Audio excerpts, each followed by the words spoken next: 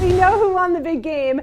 Now we determine the byproduct of its results. Alabama exacting revenge on Texas A&M to the tune of a 49-42 final, but in doing so gives up the largest point total in the Nick Saban era and the most yards ever by a tied defense. Why? Well, 2 words: Johnny Football. 5 passing touchdowns, 464 yards in the air, 98 on the ground, but an end zone interception and a pick 6. The Tide rolled into 2 touchdowns. And so that is the subject of our debate today. How did Manziel's play impact the Aggies against Alabama? To lend a hand, SEC insider Russ Mitchell and associate editor Rich Sermonello. Look how nice and dapper you guys are today.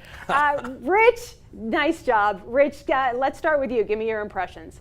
Yeah, Bonnie, I was impressed. I think it was hard not to be. A couple of mistakes, obviously, we know about that with Manziel, but are we even talking about the fourth quarter of this game if it wasn't for Johnny Manziel? I think he put a heroic effort together, and he did so against Alabama. Let's not lose sight of who was on the other side of the field. This was a Nick Saban defense that didn't just have 2 weeks to prepare. They prepared the entire offseason, and yet Johnny Manziel still accounted for 562 yards. So even in a losing cause, I'm impressed by his performance on Saturday. Look, I love Johnny Football. I've been defending the kid for a long time. Even on the show, Bonnie, when she asked me, I said I wouldn't mind my daughter dating him, all right? But that doesn't mean that I have to gush at his stat line, particularly when it's artificially inflated. The truth was, with 2 minutes into the second half, this score was 35-14.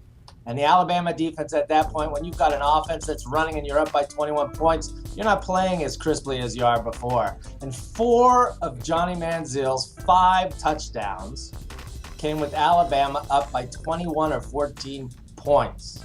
It's a different game when you're sloppy in the second and third quarters, when you throw away 2, really should have been 3 interceptions, and you put your team in the hole. Yes, the defense played poorly, but Manziel didn't help them out by scoring any himself in the second and third quarter. Well, listen, Russ, you can't discount those touchdowns that he accounted for. To me, that's a clutch quarterback. I mean, what more could he do at that point? I mean, he rallied that team back in the second half when they had no pulse. The fact that Texas A&M even was attempting an onside kick at the end was because of the heroics of Johnny Manziel. I don't think that was inflated at all. You've tried to say that Alabama was bored, they were sleeping at some point in the second half. That is ridiculous. You are not sleeping listen against Texas brother. A&M. Nick Saban's not going to allow it. Kirby Smart's not going to allow it. That was a great performance by Johnny Manziel. You go and you talk to any defensive player when his coach isn't around and ask them in the second half, if you're up by 21 points and your offense is rolling downhill, they're not going to be playing as crisply as they would in a tight game. A. B, because Johnny Manziel was playing carelessly, and I love the kid's style, I love his passion, right? But for every time he throws a pass like a snowflake landing on a tongue, he redefines the word bonehead.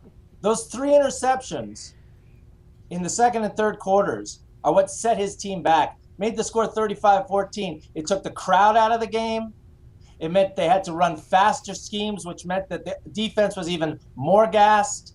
And it took their other weapon, their 3 NFL running backs, out of the game. Texas A&M loses by 4 touchdowns if that so-called bonehead is not on the field. He is the only reason why that was a competitive game in the fourth quarter. He had to take that team on his shoulders. No defensive help. No running game to speak of. I will obviously include Mike Evans as well, but Johnny Manziel and Mike Evans are the only reason why that was a competitive game in the fourth quarter. I mean, what more do you want this kid to do? All those passing stats in the fourth quarter was because they were down by 3 touchdowns, and that was just as much his fault. You're suggesting that Alabama was employing a prevent defense at that point? No, not at all. That's ridiculous. They wanted to bury Texas A&M. They wanted to win that game by 4 or 5 touchdowns. Bama was not content with just putting Texas A&M away. They wanted to put their foot on Johnny Manziel's throat. They couldn't do it. The fact is, the kid was better than the best defense in the country on Saturday.